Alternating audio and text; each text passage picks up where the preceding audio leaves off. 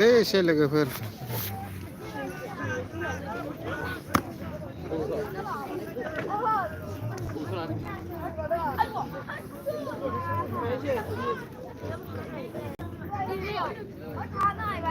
जोबथा बरियाल' जोंखादों ना उना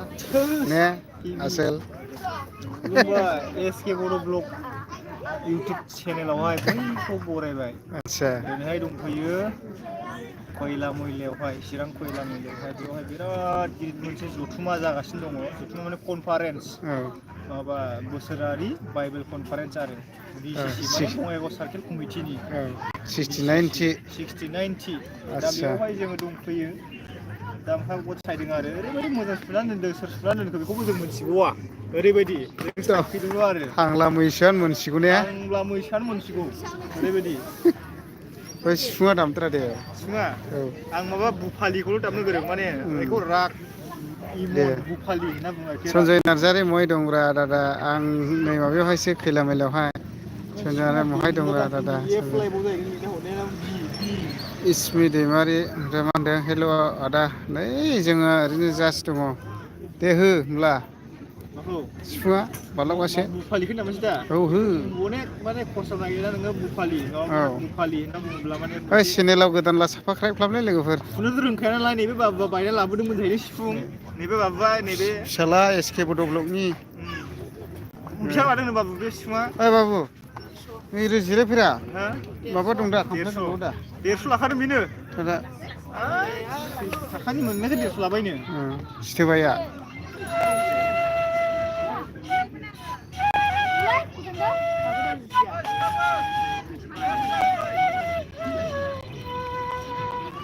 हदे बर'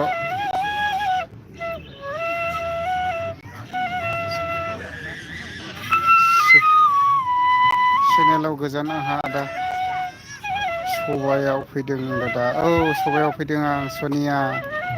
नानि सबायावहाय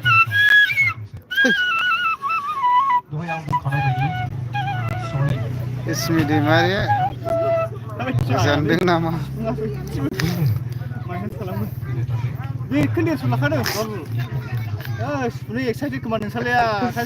आं फिसालाखौहाय मिउजिक होखागोन रा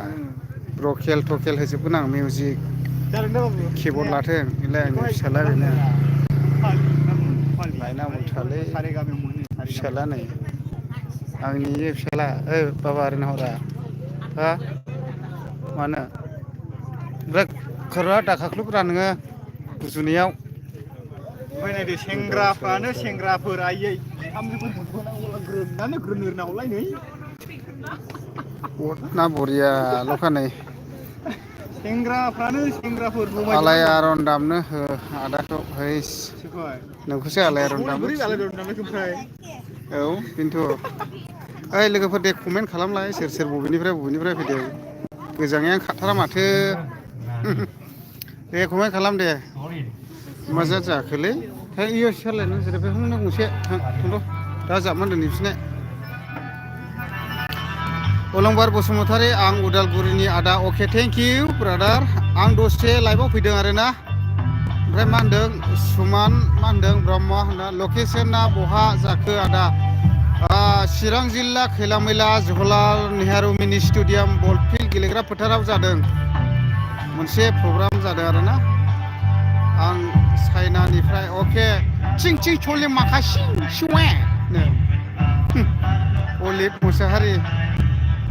ओमफ्राय कृष्णा बसुमतारिया मा होनदों नै हाय हाय अके थेंक इउ ब्रादार फ्रम मासबाद आदा निउ अके थेंक इउ ब्रादार साबसक्राइब खालाम ला ला ला ला ला ला ला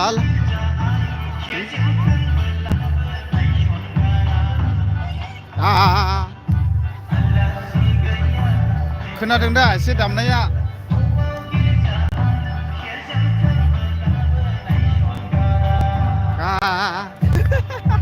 सारेगामा फादानि सा नि दा फागामा रे सा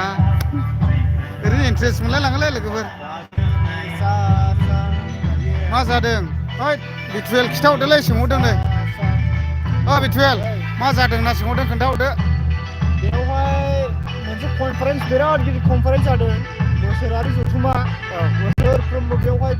मोनसे BCCनि मोनसे प्रग्राम आरोखि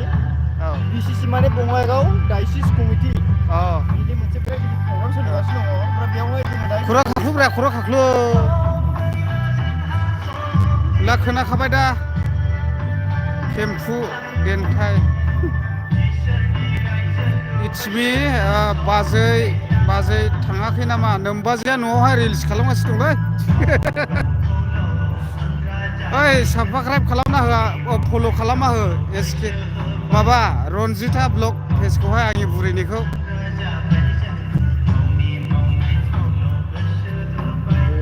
माथो अलंबार बसुमतारी मा जादों खोन्थाखाबाय ब्रादारानो ओमफ्राय अथिमा बसुमतारी दा गिर्जा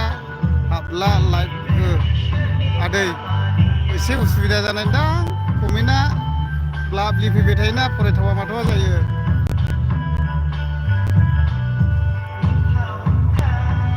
उल्था उल्था आन्ध्रा प्रदेश नों मा जाखैलाय जोंनियाव गोजाङा नै आदा आन्ध्रा प्रदेशआव अके थेंक इउ स माच आन्ध्रा प्रदेशआव आन्ध्रा प्रदेशनिफ्राय दैयानो गुदुंसो बै सिंनिफ्राय फाग्लासो बिस्मि जागोन दे दादा आंनि फिसाफोर अके र' लाइभ होदों नै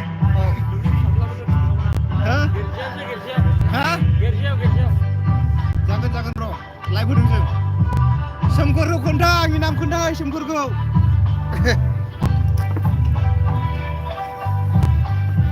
खोनादों दा दामनायखौ ने लोगोफोर बोरै फैगा होस आखुन्दैयाबो माथो आवलायोसोलै सिमसन मोसाहारि मा होनदों प्रेसेन्सार अके इसमि बे मा होनदों नोंजों थाफानाया मा नामोनलाय बि बसुमतारी इउटुब चेनेल रा साबस्क्राइब खालाम दे दानो बि बसुमतारी इउटुब चेनेल आखुन्दैयाबो डिस्टार्ब खालामबायलै ला ला ला ला ला ला ला ला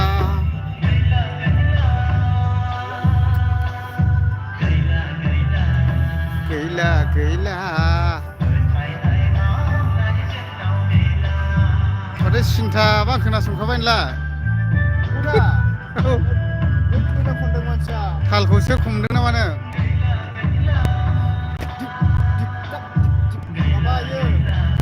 आच्छा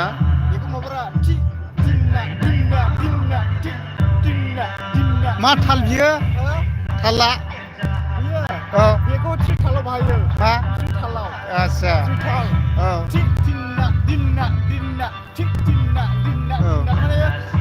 माबारा मिथिया सारिगामा लायिफ्रा मिथिनाय नङा मिथिया सारिगा लामाग्राफ्रा मिथियो बबेया दाद्रा बबेया खेमथा बबेया काहारबाग बबेया हस्पिटखौ मिथिनाय नङा ने बियो माबारा बे बार'माथ्रा ना बुङो बेखौहाय माने ब्रकेल लायिफ्रा मिथिनाय आरो मिउजिक लायिफ्रा जों गोदो एसे लाफ्रामलाबायनायनि नालाय एसे थाल मोनो आरो एसे कमेन्ट खालामदोलै दे लोगोफोर एसे दामाखानो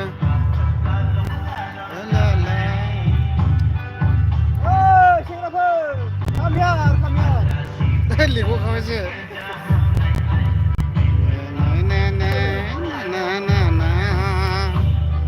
जेरैबो लाइट गोजालाय मोजां नङा क्लियार नङा मा जोब्बायसो गानानै मोसासो नायदोंमोन आङो सल्लिस जादोंमोन दा बिथांनि सायाव माने बुजिगादों इसोरा बिथांमोननि सायाव बर Incoming call from Albert Besorbarai identified by True Caller.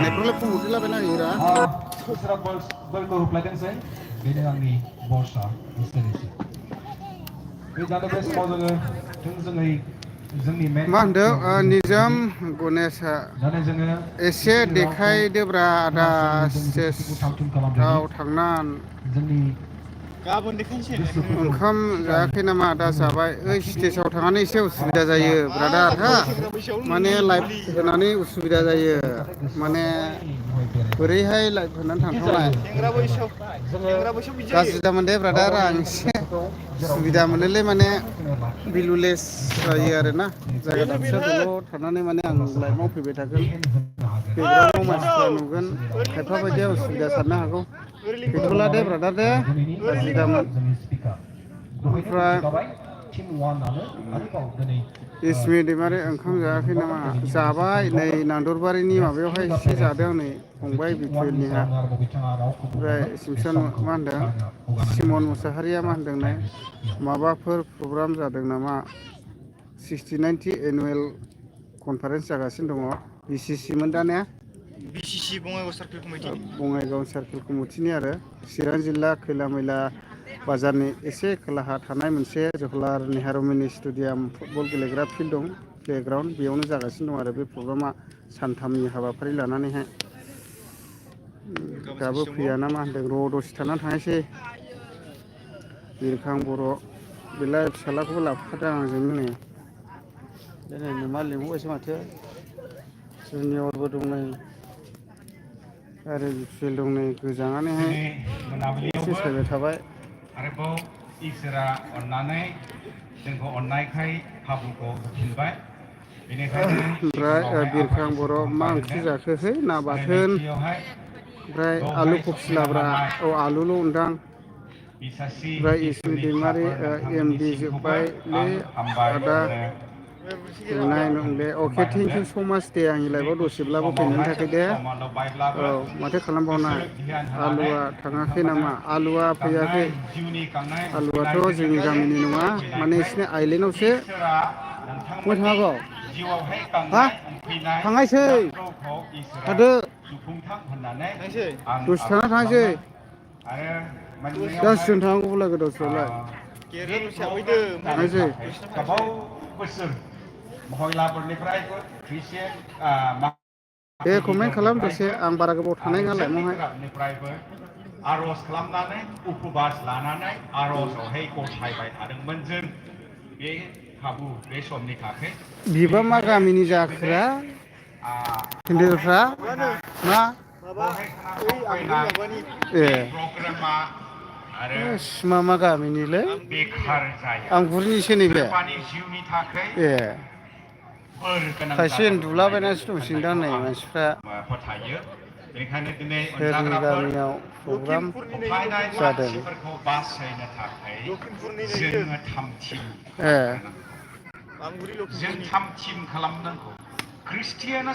जाबाय ओंखामा ओइ बाबुआ जादों नै बिटुल मोननिहा दहाय जों एसे जा ना बाथोन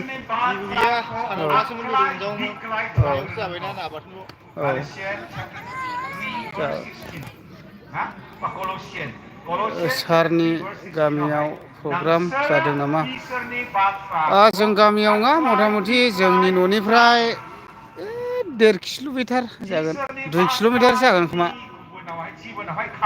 इस्टेराबा गुड नाइट आदा अके गुड नाइट इस्टेराबा थेंक इउ स' माच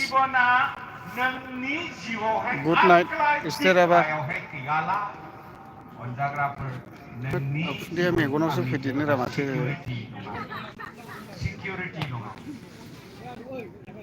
नों आंनि जिबना गिनांगौ दं सफायनायनि थाखाय गिनांगौ दङ सिगनेसारमोननिथाय थैनायनि लामायाव थाबायनो थाखाय गिनांगौ दङ डिसिसन लानायावहाय गाज्रि डिसिसन लानो थाखाय गिनांगौ दङ बेनिखायनो आङो मैया सोंदोंमोनलै खिथादोंमोन आं बावबाय जाया मानसि सुग्रा मानसि थांखि खालामनाय बायदि नोंथांमोनखौ औ हाब सोरनि गथ' गाबफुलायखोलै बेयावलै दे बेयावनो गाबदों गथ'आ गैला हनै माबा मावलायखादों मा होननांगौ जाखो बेयावनो गाबदों हनै बुरदा मावलायखादों सेंग्राफ्रा फैबावबायलै नैरैहाय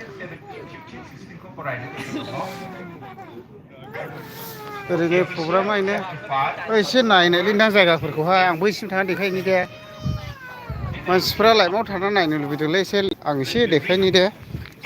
जायगाखौहाय नायलान जाबाय Ephesians chapter 5 verse 15 to 17. Be very careful then how you live, not as unwise, एसे नायदो दे but as आं wise, सिङाव थाङालै खिन्थु making the most of रायजोफोर every नैबे opportunity, बिदि डिक्रिसन because खालामदों the days are नैरैहाय दङ evil. बिदि Therefore, do ओइ not आंनि be प्रग्रामा foolish, but आं एसे understand खाथियाव what the थानानैहाय Lord's देखायनि will is. आं आर'ज खालामनि. O Lord, Almighty God, Father, बिदि we जागासिनो thank you and we praise you. Lord, we want your word in our life. औ औ एसे We नै want your presence in our life. We want your नैबे mercy in our थानांगौ life. नामा Lord, ओहो today I ओंखाम am जानो standing here once again. So please जाग्रोदोरा जाग्रोदो Father, your ओंखामफ्रा people by your word. बाव Therefore, I थाफैयाखिसै need नामारा बे देरावलाय you, Lord. I need your नै spirit, anointing, and your spirit. Nice fission Therefore, time today, फिक Father, I सेन submit to tip your word. Fiction Lord, I submit your people. Healing, mentally healing, ना spiritually healing, physically healing. मा जाखो मा जाखो सारेगामा बे सिफुंखौ आरोखि बे सावबाय आरो एवबाय गा ओमफ्राय बेनिफ्राय फार्स्टआवहाय Amen. सारेगामा फादानि सा बिदिखौ Ang सोलोंबाय थानांगोन आरो second, इंलिसावहाय सारेगामा फादानि सा ना इंलिसावहाय सारे सा सारे गा रे सा सारे गा मा गा रे सा मा मा गा मा गा रे गा मा गा रे सा रे गा मा फा it is very important. The second step, फादानि सा नि दा फा very important. ओमफ्राय Kanangti माबा जोंनि माबाला सारेगामा फादानि सा सानि दा फा गा मा रे सा जाबाय दा ओमफ्राय इंलिसाव द रे मि फा स ला टि द द टि ला स फा मि रे द दा धर्मिया लामाजों थाबायब्लासो जोङो मा नुनो साया मोनगोन। जाहैबाय बेनिखायनो सुरस आं साया बेखौ जाहैबाय सुरसनिफ्राय फैदों मेसेन जायया रेया गाहाम जाहैबाय बाथ्राखौ ऋषिबरनिफ्राय फैदों फोसावगोन, गाया जाहैबाय जायया गाद्दारनिफ्राय थांनायसै फैदों थांनायसै दसे थानानै आं बेखौ बुंनो गोसो दङ। अनजाग्राफोर ओइ नुबा लिंहरबाय जोंनि थांसै बिमारिफ्रा हा रोंनांगौ। जोंनि दसे थानानै थांसै दा खृष्टियानफोरा मा लामायाव दङ गावखौ गाव सिनायग्रोनांगौ। मेगनखौ खेवदो, जिउनि मेगनखौ खेवनानै नायदो।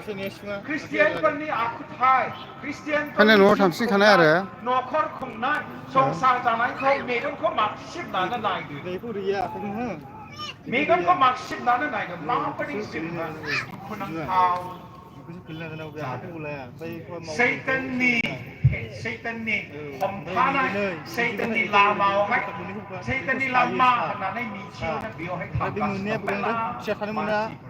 युथफोर जेबो मिथिया। बिमा बिफाफोर सिफुं फोरोंगासिनो दंलै बेनिखायनो नै दिनै फिसालाखौ आं माखौ बुंनो हास्थायदों थुइला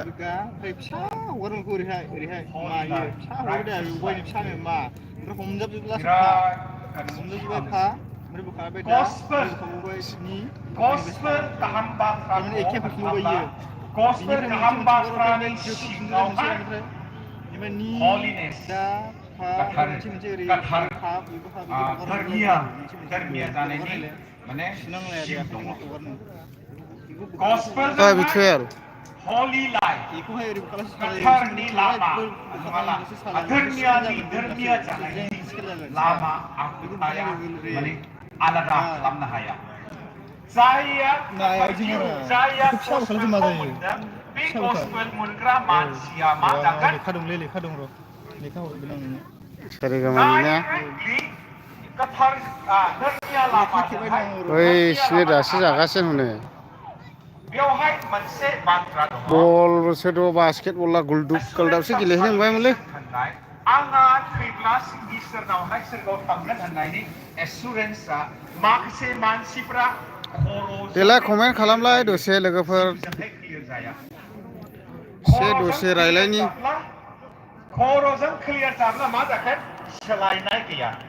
जिउजोंहाय। अनलि 25 मिनिटल' थागोनलै आं लोगोफोर दे लाइभआवहाय क्लियार जानानै आंहा दिनैनिफ्राय इसोरनि मानसि,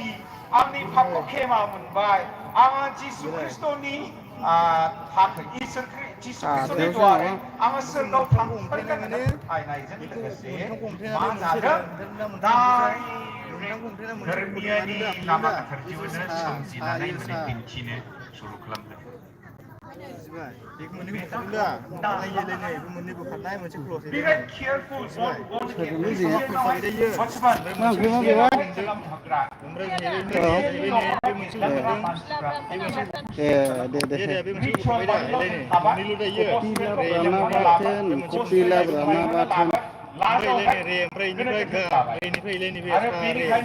खुन्दैयाबो आंबो खुन्दैनि माथो रिदय मुसाहारि आं दासो नुजाफैदों आदा गाज्रि दा मोनसे अके थेंक इउ स' माच जेबो नङा आंनि लाइफआव फैनायनि थाखाय दसे लाइफ होदोंलै आं 69 एनुवेल कनफारेन्सआवसो दंफैयो आङो BCCनि आखुन्दै आंनावल' होसैरा माथो रेसिपि फोरोंगासिनो निजोम गणेश मा होनदों गेसनि नेम नेहु नार्जारि अके अके गेसनि नामानो आं गेसनि माबाखौ मैया सोंदोंमोन ओमफ्राय बावनानै थाफिनदों रंजालि खारजिया मा होनदों खाथियाव थां अननानै नायनो बड' नायस्रां बहा दं आदा आं माबायावहाय आं गाबोन लाइभ होनोसै नामा सानावहाय आं एसे उसुबिदा मोनबाय आं थाङोहाय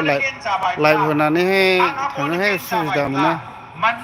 होनब्ला गोबां मानसिफोरा नुयोना मबाइल स्क्रिनावहाय सरि दे गाज्रि दामोन माने बिदियावहाय बोरै लाइभ होनानै थाङा सिबगासा बिराद मोजां खिन्थु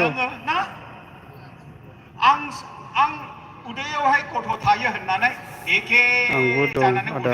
सबायावनो अके थेंक इउ स' माच आं साहासो दङ नै साहासो दङ गोथार जिउ जाया born again जागोन बे मानसिया नाम्बार 1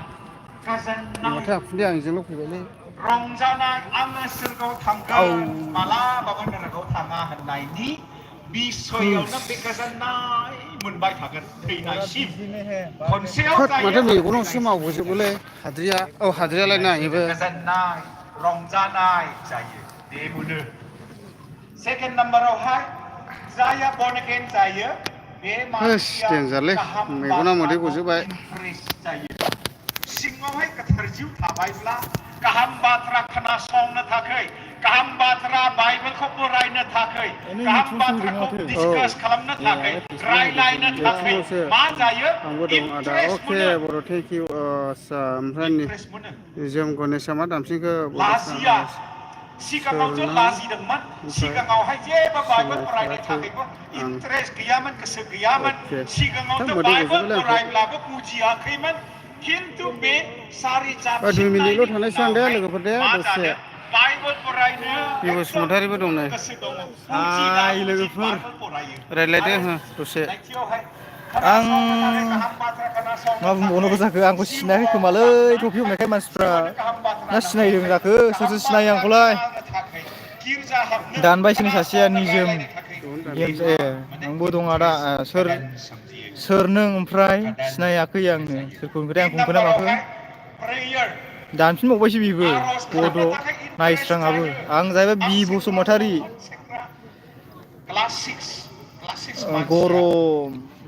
लाजिनानै प्रार्थनाखौ लाजिनानै मा जाखो गगम गोसो नामा सार मा जाखो गगम गोसोसो नामा नामा सार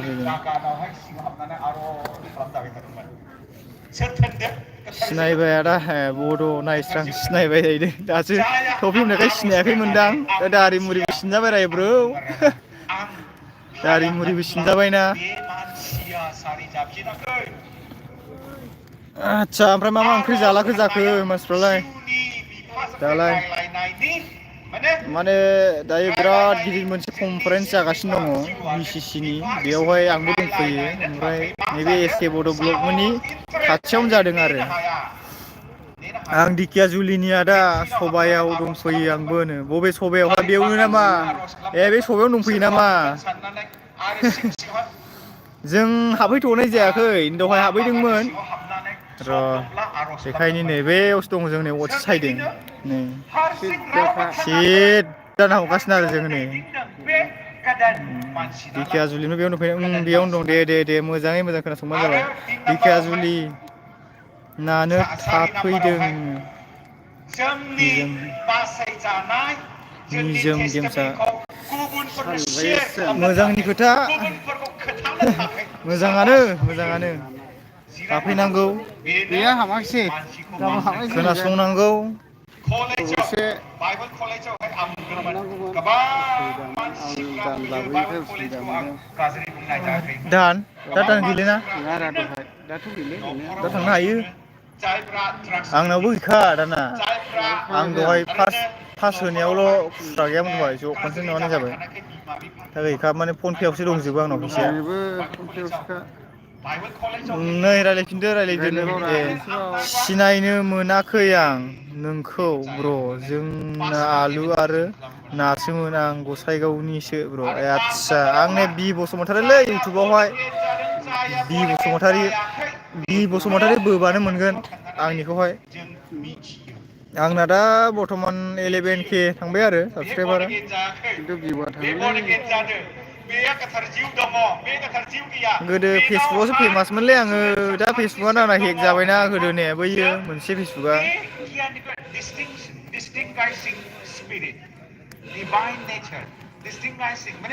मोजां 40 जन दं हनै आरो नंगौ आरो मा नङैखौ बुजिनो 40 थाखाय जन जिउआ जोंनावहाय माने फैयो बेनिखायनो बेनिफ्राय सुरु जानानै इसोरनि इच्छाखौ सिख्लाफोर मिथिहोनो होलांबायलै थाखाय इसोरनि ओरैहाय इच्छाखौ थाङा दा मावनो थाखाय थांथोंसै जिउआ उन्दुनोसै बिसोरो बिदिबालाय नोगोद सिख्लाफोर नायो ना मारैलाय सानलायलांबायना आंखौहाय जिउजोंहाय नोंनि साबसक्राइबारफ्रा आंखौ नोगोद सिख्लाफोर नायोना सानलायलांबाय ना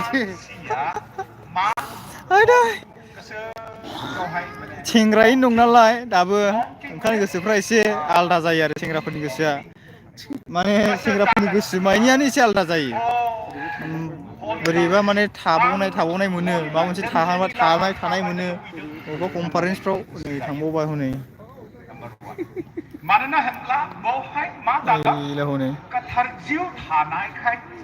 धर्मियानि लामाजों थाबायनो थाखाय बिराद सेंग्राफ्रा माबा थाबावनाय मोनखायो NELC नि नामा ब्र' औ NELC नि जिसय नार्जारि ओमफ्राय बड' लेंगुवेज मेकार ना मा जाखो लेंगुवेजाबो गलाखा स्पेलिंआ लाइंगुवेज मेकार बहाय दं ब्र'नो खयला मयलायाव दं खयला मयला येस NELC नुदों निजोम गेम्स औ NELC माने नर्थ्रान इभान्जेलिकेल लुथेरान चार्च लिडार जानायनि सिगां आरो थाखा मिथिखायो दा फैसा मोननायनि सिगाङावहाय माखौ गोसो दं नै रायलायफिनदोलै रायलायबावदोरा दसेबाव नै सासेखौ माबामोना सिफुं सुलागासिनो ओमफ्राय नैबे सासेया SK बड' ब्लकनि फिसाला ओमफ्राय बै सासेया लोगो आरो बिनि रोंबाय बाबु सारेगामाखौ रोङाखै फार्स्टनि गुदुं मोनथाम हमथेनायानो सा ओमफ्राय मोनसे बोखारबाथाय रे बिदि जायो दे सिफुङा दे कमेन्ट हरदो लोगोफोर कमेन्ट माने आं बिनियाव नुजाफैजोबदोंसो दै अनारा आं नोङा अनारा बेसो बेजों रायलाय आं माने 6 फायार लाथ'दों 6 फायार औ माने आं लाइभआव फैबाय थानाय जाखा नालाय बिराद प्रब्लेम जायो जोंना गोदो दैब्रबदोंमोन ना मारा ओंखायनो 6 फायारखौ गोसोखांलाबायो दैब्रबखानायखारा रोंबाय दा हनै बाबुआ फा बखौबा नोंसोर दा नि सा बरिया रोंबायबो हनै गेसआ मा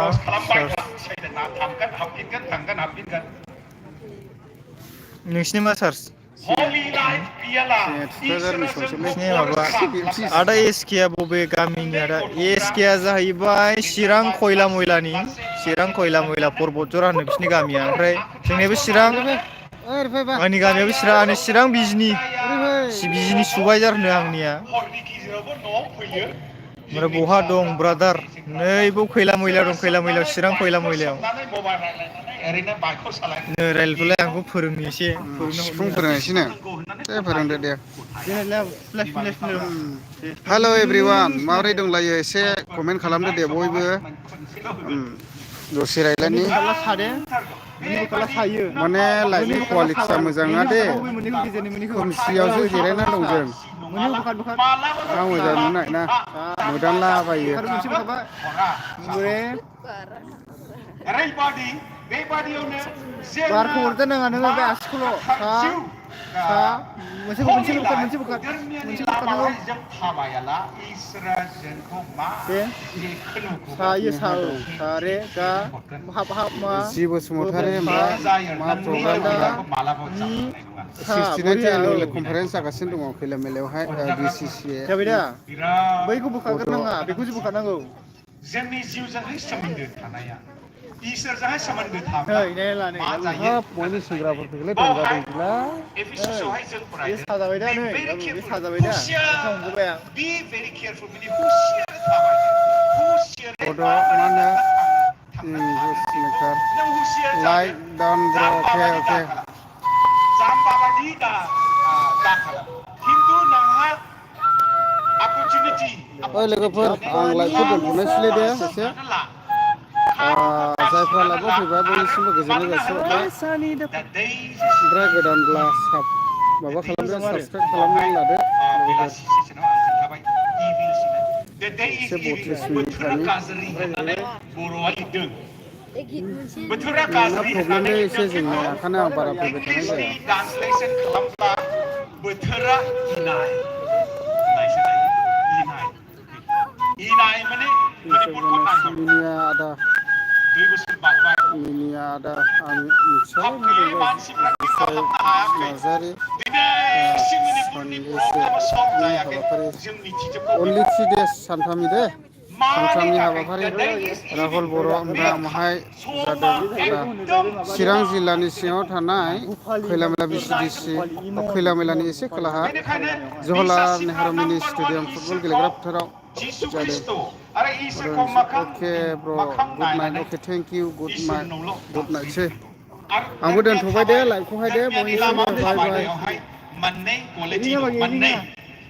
आं फेसबुकआव लाइभ होनि फेसबुकआव लाइभ होनायनि दे SK बड' ब्लग फेसबुकआवहाय लाइभ होनायनि आं थांलानो जाबाय इउटुबनिफ्राय फेसबुकआव लोगो लाहैनोब्ला SK बड' ब्लग आंना फेसबुकआबो फल' खालामहै आं फेसबुकआव होनायनि दे लाइभ